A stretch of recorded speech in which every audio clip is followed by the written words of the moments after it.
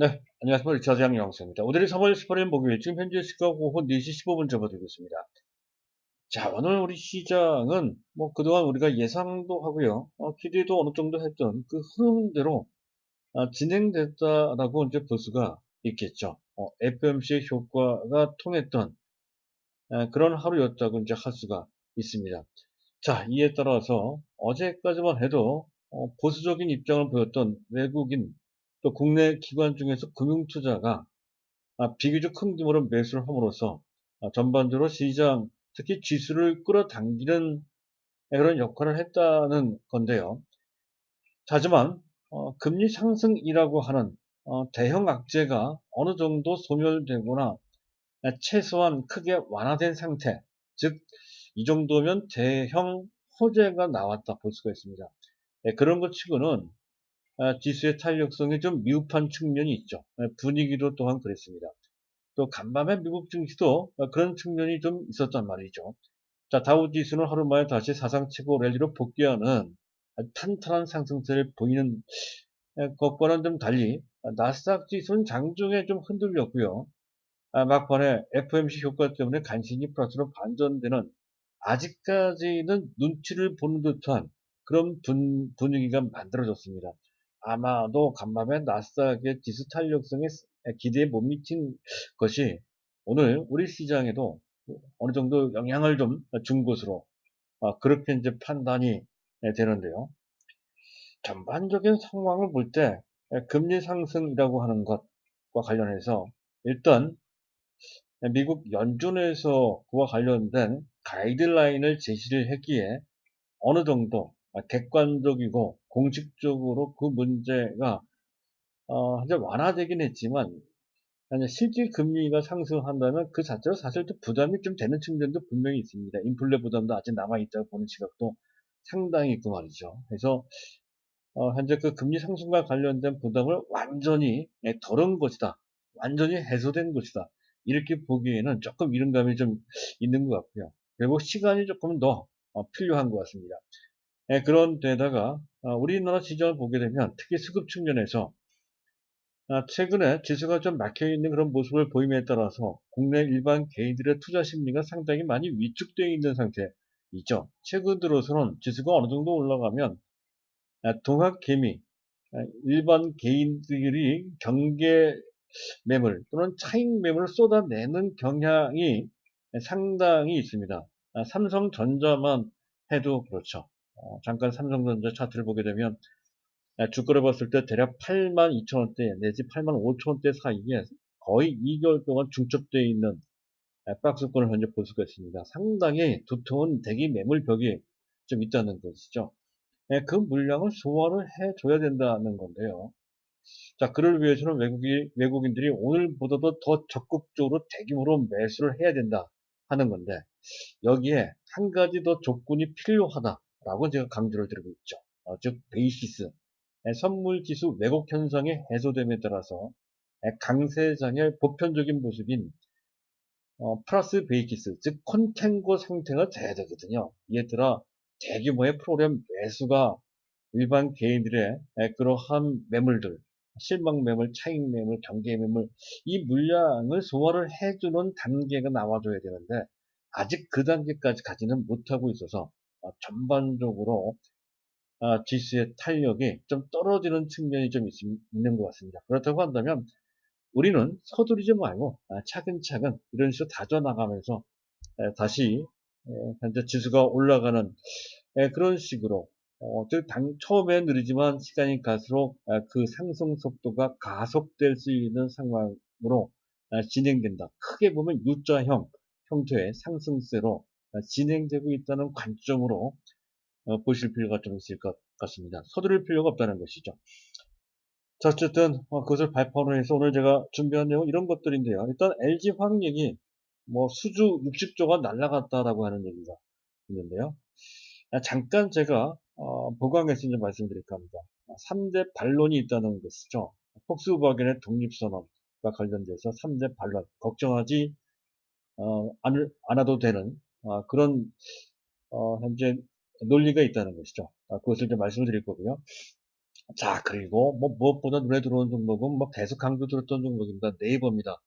자, 오늘부로 종가 기준으로 사상 최고치를 갱신을 했죠. 40만 원대를 여하히 돌파를 했습니다. 여기서 끝날 것 같지가 않죠. 쿠팡과 비교를 해봤을 때 아무리 보수적으로 깎고 또 깎아도 57만 원 정도까지는 나온다는 것이죠. 최소한 그렇습니다. 최소한.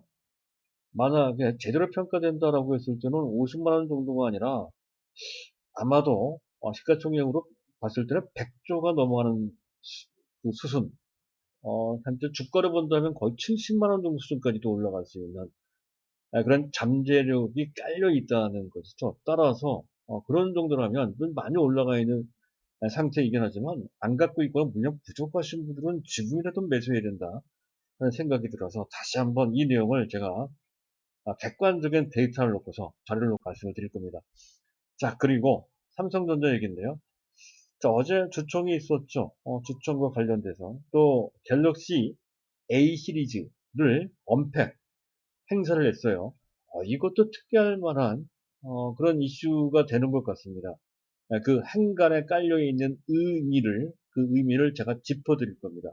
그래서 그 내용을 알고 계시면 투자를 하는 데 있어서 도움이 좀 되지 않을까 싶어서 준비한 내용이 되겠습니다. 자, 일단 순서를 밟아서 이슈부터 말씀을 드릴 건데요. 그 전에 간단하게 안내 말씀을 드릴까 합니다. 제가 말씀드리고 있는 내용과 관련돼서 궁금한 점이 있으시거나 또는 갖고 계신 종목 또는 시장 전략과 관련된 그런 문의사항이 있으신 분들은 보고 계신 화면 오른쪽 상단에 문의사항 연락처 010-2420-0553이 나가고 있죠. 이쪽으로 연락을 주시면 되겠습니다. 자, 순서를 밟아서 오늘도 예나 다름없이 이슈부터 점검을 해야 될 건데요. 자, 혹시 가장 중요한 것은 FOMC입니다. 2023년까지 현재의 기조, 초저금리죠. 0 내지 0.25%라고 하는 기준금리 이 수준을 그대로 유지한다는 것 뿐만 아니라 현재 계속 진행하고 있는 양적 완화, 통합 월간 1200억 달러, 연간 1조 4400억 달러, 이것도 어마어마한 규모입니다. 이러한 양적 완화를 계속 유지한다라고 하는 것이죠. 그것을 애둘러서 간접적으로 시사했다는 것이고요. 이런 정도만 해도 상당히 현재 확실하게 표명한 것이다 할 수 있는 그런 내용이 되겠습니다. 원래 한국은행도 마찬가지고요. 미국의 연준도 마찬가지입니다. 확실하게 단정적으로 얘기하지 않는 것이 그들의 정석적인 언론 플레이입니다. 그런 식으로 애둘러서 얘기를 한 측면이 있고요. 어쨌든 그것만으로도 상당한 힌트를 준 것이다. 그렇게 이제 보시면 되겠습니다. 그리고 일정 수준 아마도 인플레 물가죠. 물가가 2%가 넘어가는 한이다 하더라도 그런 인플레 때문에 민첩하게 반응하지 않겠다. 긴축하지 않겠다는 것이죠. 그런 뜻을 분명히 했습니다. 그리고 GDP 전망에 대해서도 기존 4.2% 금년이죠. 금년 4.2% 성장할 것이다 했던 건데 지금 워낙에 잘 풀리고 있습니다. 중국도 잘 나가고 있지만 미국도 경기 회복 속도가 상당히 빨라지고 있다는 거죠. 백신 효과도 작용된다라고 했을 때는 그보다 더 많이 올라갈 것 같습니다. 어쨌든 현재 미국 연준에서 공식적으로 그 전망을 4.2에서 6.5 정도 수준으로 대폭 상향 조정을 했습니다. 지금 나스닥 지수부터 치더라도 적어도 다우지수 같은 경우에는 사상 최고 랠리를 할 수 있는 충분한 펀더멘탈, 즉 근거가 제시되고 있는 상태다. 즉 더 올라가도 되는 그런 마땅한 근거가 된다는 것이죠.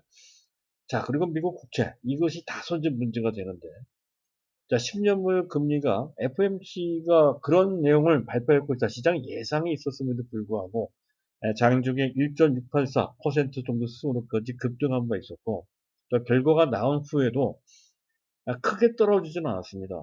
1.623% 정도로 약간 내려오는 정도로만 마감이 됐단 말이죠. 따라서 이 정도로 금리의 고공행진이라고 하는 그 부담이 완전히 덜어진 것이다. 이렇게 보기는 좀 어려운 측면이 있는데, 하지만 금리 상승이 반드시 나쁜 것은 아니기에 적정 수준 이하에, 즉 현재 2% 최대 2.3% 정도, 그 정도까지는 충분히 현재 금리에 대한 부담을 가지지 않을 수 있는 정도의 안정권이거든요. 그런 금리 상승에 익숙해지는 그런 시간이 좀 필요한 것 같습니다. 그래서 시간이 지나면 이 문제도 결국 스스로 치유가 된다라고 하는 것이죠. 그렇게 되면 나스닥도 사상 최고 랠리에 합류할 수 있는 그런 분위기로 진행이 될 것으로 그렇게 예상이 됩니다. 어쨌든 그를 통해서 미국의 달러 인덱스 0.5% 정도 내려왔죠. 91.4에. 또 이에 따라서 오늘 우리 외환시장에서 원달러 환율도 전일 대비 6원 50전 내려가서 1122원, 1123원, 1123원 정도 수준까지 내려왔습니다. 잠깐 원달러 일봉 차트를 보시도록 하시죠. 현재 보고 계신 화면에 오른쪽 하단에 원달러 일봉 차트가 있습니다. 한때 1150원 근처로까지 치솟아 올라갔다가 고점에서 거의 2.5% 이상 조정을 받는 이제 안정되는 흐름으로 진행되는 것 같고요. 또 시간이 지나면 지날수록 원화 가치가 올라간다라고 했을 때 외국인 입장에서 봤을 때는 환차익이 생기나 좋은 기회가 됩니다. 그래서 이 부분은 긍정적으로 진행되고 있다 하는 관점으로 보실 필요가 있을 것 같고요. 자, 시장을 점검을 좀 해보도록 하죠. 주변 증시는 장중에 나스닥 선물이 마이너스가 나온 적도 좀 있었습니다.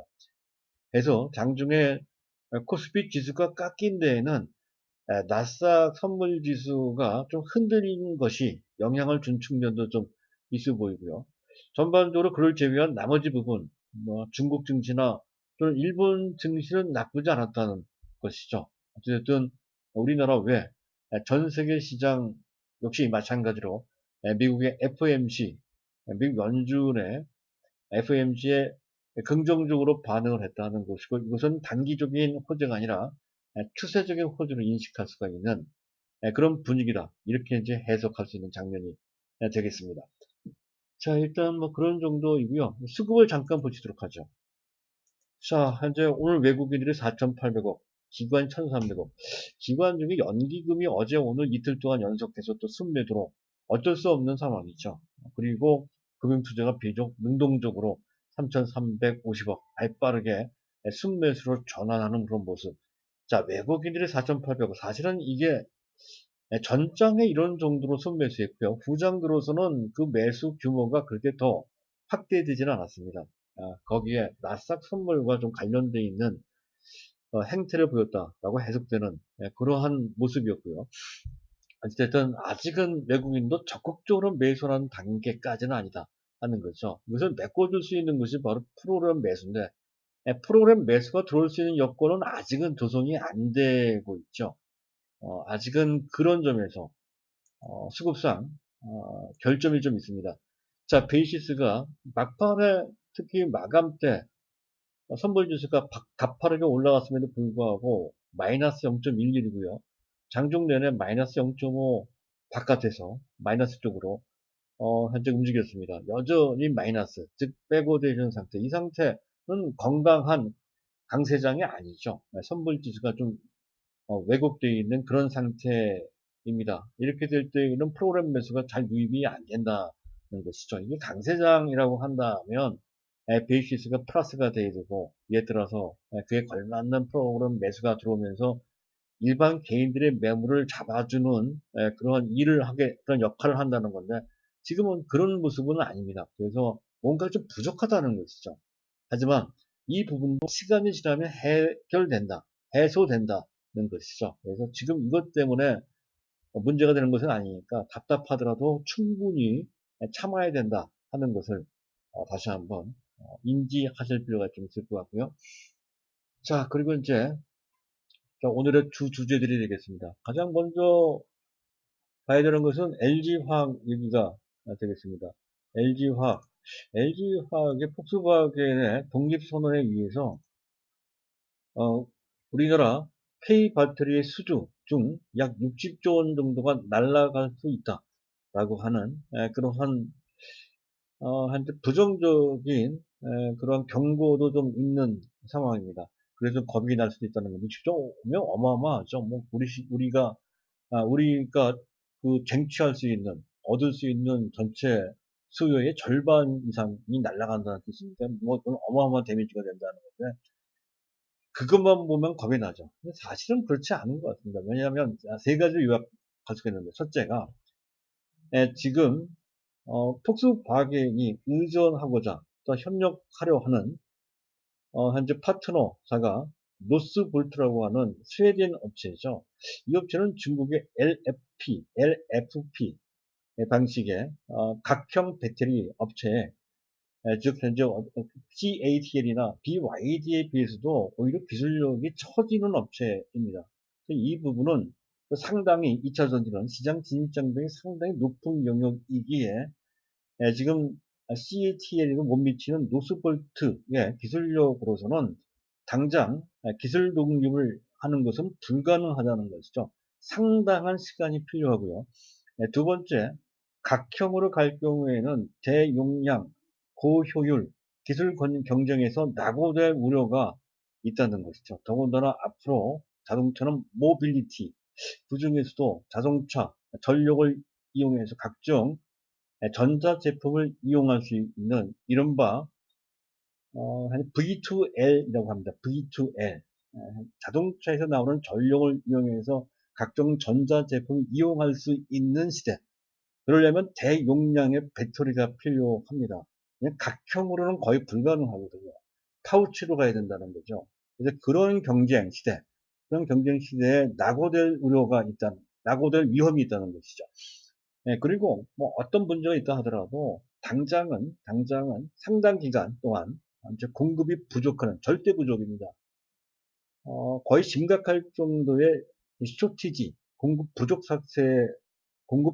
상태가 지속될 소지가 상당히 크다는 것이죠. 그렇게 공급이 부족하게 될 경우에는 모든 그러한 뭐 그런 기술적인 문제, 이런 문제는 다 커버가 된다는 것이죠. 당장 공급 받으려고 태환이 되기 때문에 그런 것이죠. 모든 문제가 희석되거나 또는 아예 감안되지 않는다는 것이죠.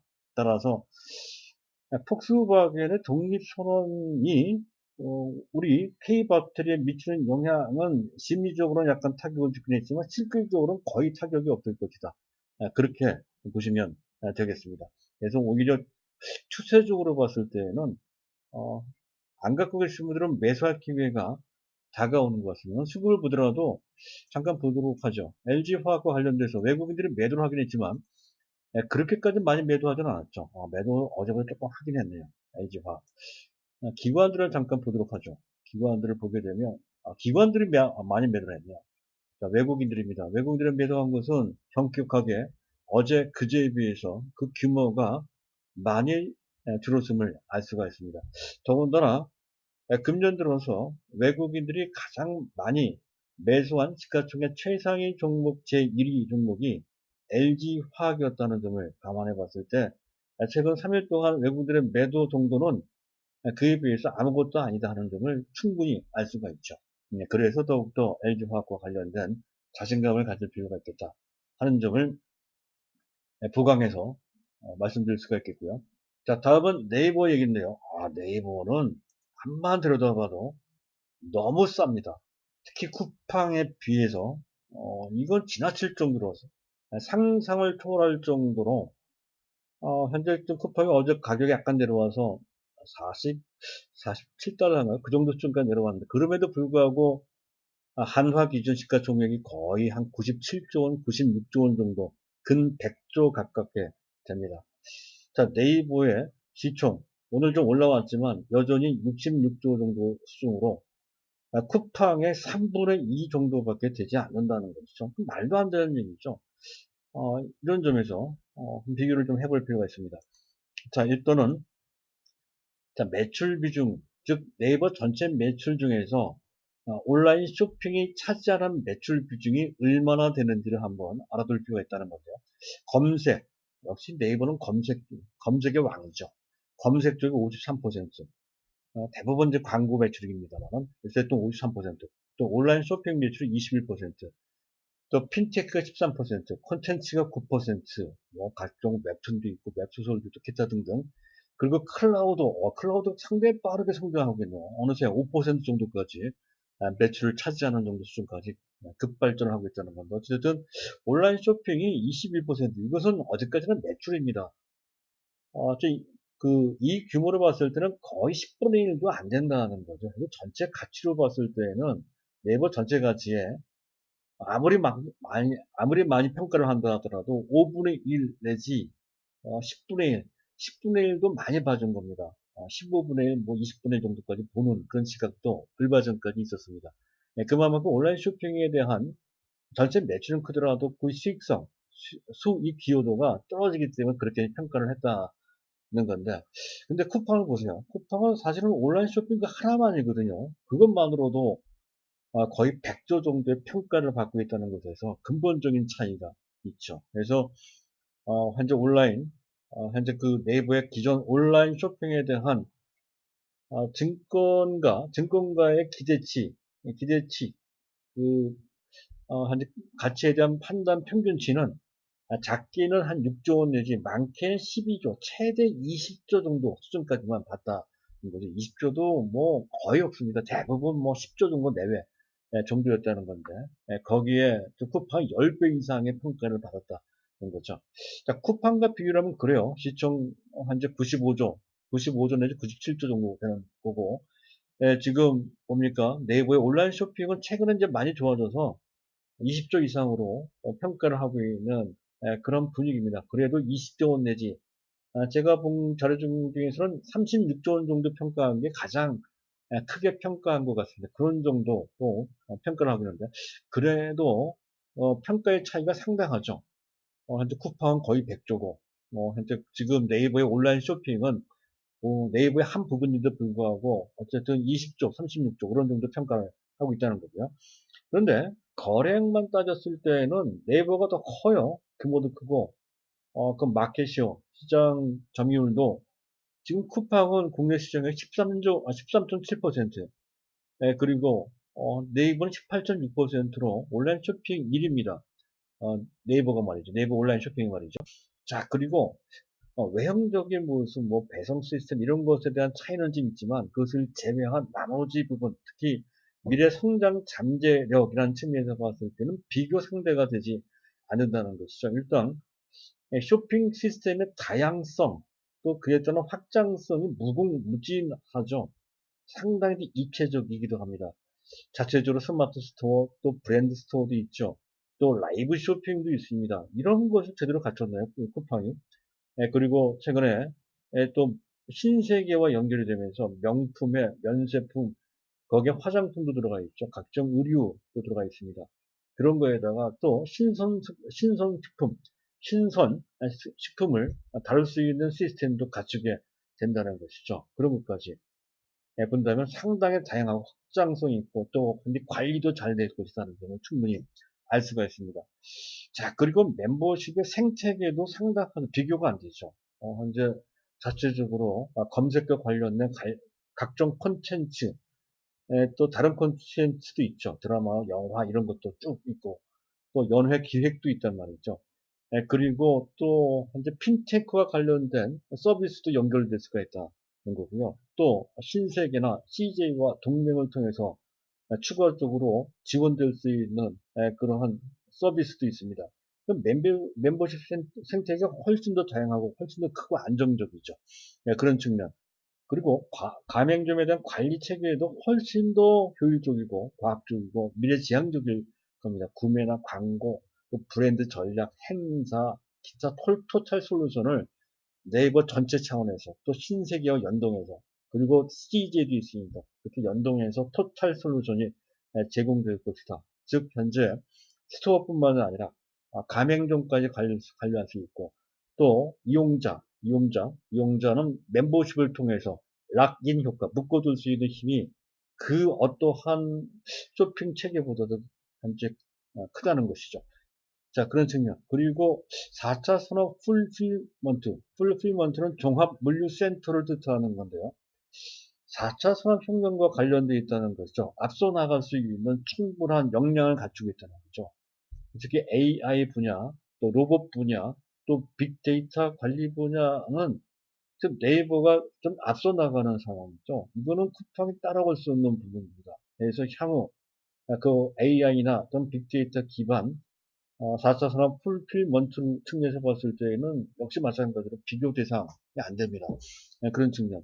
그리고 글로벌 진출도 마찬가지죠. 저 쿠팡은 당분간 국내 시장에 초점을 맞추겠다 하는 것과는 달리 이미 현재 네이버는 일본에 온라인 쇼핑 진출을 하겠다라는 의지를 표명하고 있는 상태고 넘어서 동남아 이미 기타 현재 라인이나 기타 등등을 통해서 지금 검색 시장은 웬만큼 또 SNS 시장은 웬만큼 통용되고 있는 상태이기도 하죠. 또 더 나가서 남미 시장까지 도전할 것이고 아마도 중국이나 미국까지는 힘들겠죠.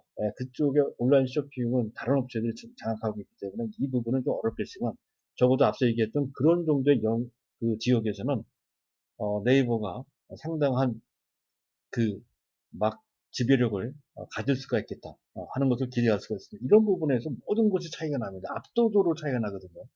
그렇다면 쿠팡보다 더 가치를 부여하면 부여했지 사실은 디스카운트 할 이유가 없습니다. 하지만 쿠팡은 미국에 상장되어 있고 우리는 또 한국에 상장되어 있으니까 코리아 디스카운트도 좀 있고 그러니까 그것을 감안한다 했을 때 일단은 뭐 쿠팡보다는 뭐 약간 낮게 평가할 필요까지는 있겠죠. 그것을 감안한다 하더라도 쿠팡, 쿠팡의 40% 정도 최소한 가치는 있다. 그렇게 판단이 돼서 다시 한번 네이버를 평가를 좀 해볼 필요가 있다는 겁니다. 일단 쇼핑 외에 기존 주력 부분의 시장 가치 평가 수준은 대략 한 55조 원 정도, 55조 원 정도 된다 이렇게 보시면 될 것 같습니다. 55조 원 정도. 그리고 쇼핑 부분, 온라인 쇼핑이죠. 자, 쿠팡의 40%, 그것도 최소한 40% 정도를 보는 거죠. 원래는 대등하거나 그 이상 될 수도 있는 그러한 상태인데, 그런 상황인데, 최소한 40%만 보자는 것이죠. 그랬을 때 온라인 쇼핑에서의 현재 가치는 최소 38조 원 정도, 그래서 두 개를 합치면 대략 93조 정도가 되고요. 그것을 주가로 환산을 하면 56만 7천 원, 대략 57만 원 정도 된다는 거죠. 아무리 못 가도 이런 정도의 가치를 평가받을 수 있는 최소한의 현 여력이 이제 깔려 있다는 것이죠. 그렇다고 한다면 여기서 망설일 필요가 전혀 없죠. 네이버 같은 경우에는 이보다 더 갈 것 같습니다.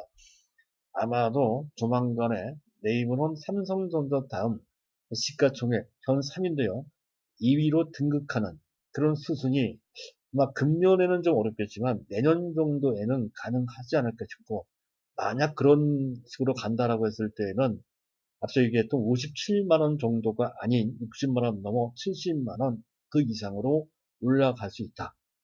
특히 쿠팡이 건재한 이상 그렇게 볼 수 있다는 것이죠. 따라서 쿠팡을 보기보다는 차라리 네이버를 투자하는 것이 훨씬 더 낫다는 점을 다시 한번 말씀드리도록 하고요. 자, 마지막으로 자, 삼성전자 얘기입니다. 삼성전자 주총이 좀 있었죠. 의미가 있습니다. 삼성전자의 주주들이 300만이 넘어간다고 그러네요. 사실상 이런 정도면 공빈주입니다. 공빈주라고 해서 나쁠 게 전혀 없죠. 한테 우리나라 대표 업체니까 많은 사람들이 가져가는 것은 오히려 바람직합니다. 다만 한데 일반 개인들이 많이 갖고 있으면 주가가 좀 상당히 흔들릴 소지가 좀 있죠. 단기적으로는 그런 측면이 약간 부작용으로 있을 수 있다는 정도만 감안한다면 전반적인 국민주화되는 것은 나쁜 현상은 전혀 아닙니다. 그리고 김기남 지금 DS 사업본부는 이제 반도체 총괄사업부 본부장이라 보시면 되고 부회장입니다. 이 양반이 TSMC를 따라잡겠다라고 일단 다시 한번 공식 표명을 했습니다. 아마 주주들의 그 총회에 참석한 주주들의 질문에 답하는 과정에서 나온 얘기가 되는 것 같아요. 사실상은 TSMC를 쫓아가는 것은 쫓아가는 건데 지금 당장은 불가능합니다. 상당히 오랜 시간이 필요하다는 거예요. 적어도 아무리 빨라도 5년 이내는 불가능합니다. 거의 한 10년 정도는 걸릴 것이다. 이렇게 보시면 된다는 거죠. 이때 얘기 나오는 게 규모의 경제. 이거는 이제 더 적극적으로 대규모 투자를 한다는 얘기가 되고요. 공정 경쟁력은 그 EUB 등 현재 미세화를 얘기하는 것이다 보시면 되겠는데 공정 경쟁력은 이미 갖춰져 있는 상태입니다. 자, 문제는 고객사 확보가 이게 쉽지가 않다는 거죠. 이러려면 각종 레퍼런스가 있어야 되거든요. 네, 그러려면 시간이 더 필요하다 이렇게 보시면 되겠습니다. 그리고 3년제 유의미한 M&A는 사실 솔직히 얘기해서 좀 불확실하다 이렇게 얘기를 합니다. 근데 이 얘기는 아마도 현재 이재용 부회장이 현재 지금 영어의 몸에 돼 있는 것을 조금 읍소한다고 하죠. 좀 가소연한다 하는 그런 측면에서의 현재 그 의사결정 시스템이 마비되어 있다는 식으로 표현을 하거든요. 결국 이재용 회장이 풀어놔야 된다는 명분을 읍소하기 위해서 이런 표현을 한 것 같습니다. 사실상 이재용 부회장은 이번 광복절 특사에 나오지 않을까요? 그런 관점에서 본다면 이 문제도 해결될 것 같습니다. 자, 그리고 갤럭시 A 시리즈 언팩 공개 행사를 처분했다고 하죠. 방수 방진 OIS는 손떨림 방지 기능입니다. 그래서 방수 방진 손떨림 방지 기능 3대 혁신 기능이 탑재되었다는 건데 이거는 고가 프리미엄급 플래그십 그 제품이라고 하죠. 고가 프리미엄급 제품에 장착됐던 기능인데 중가 보급형 스마트폰에 이게 장착됐다는 것 그만큼 고품질 고기능의 CD를 통해서 현재 보급형 시장 확대를 노리는 것 같습니다. 다양한 가격대 지금 58만 원 정도에 출시가 된다는 건데 이거 말고 다른 또 시리즈가 있으니까 상당히 다양한 가격 구비하게 되고요. 또 가성비가 상당히 좋아진다는 것이죠. 중가폰 시장을 적극적으로 공략하겠다라고 하는 표면적인 이유가 여기서 나오고요. 또 한 가지는 화웨이가 미국의 제재 때문에 문제가 생겼죠. 또 한 가지는 최근에 반도체 쇼티지 현상이 나타나고 있습니다. 차량용 반도체뿐만 아니라 스마트폰의 두뇌인 AP도 공급에 차질이 생기고 있다는 거죠. 미국의 오스틴 공장 가동 중단도 그중 이유 중에 하나가 됩니다. 어쨌든 그 쇼티지 때문에 오히려 현재 AP 공급이 부족하게 되고 또 그렇게 되면 현재 스마트폰 제조가 생산 차질이 생길 수가 있다는 거죠. 이럴 때가 삼성전자의 중가폰 시장을 공략할 수 있는 절호의 기회, 화웨이 공백을 이용하고 또 AP, 쇼티지 현상을 이용해서 중가폰 시장을 공략하겠다라는 매우 좋은 기회라고 생각을 하고 그 전술도로 공략하겠다는 그런 뜻을 읽을 수가 있고요. 그리고 마지막으로는 이런 의도도 좀 있는 것 같습니다. 스마트폰에 대한 기본적인 전략 구도를 현재 바꾸는 것이 아니냐 하는 생각인데요. 일단 그동안은 삼성전자는 매년 2월달, 3월달 정도에 현재 S 시리즈나 또는 현재 3분기 정도의 노트 시리즈를 계속 현재 언팩을 하면서 애플의 고가폰의 아이폰이죠. 애플의 아이폰과 맞짱 뜨는 전략을 계속 유지를 해왔다는 건데 이렇게 되면 뭐 맞짱도 맞짱이지만 애플의 심리를 건드리게 되죠. 사실상 현재 남아있는 애플의 유일한 대항마는 삼성전자, 갤럭시 시리즈밖에 없습니다.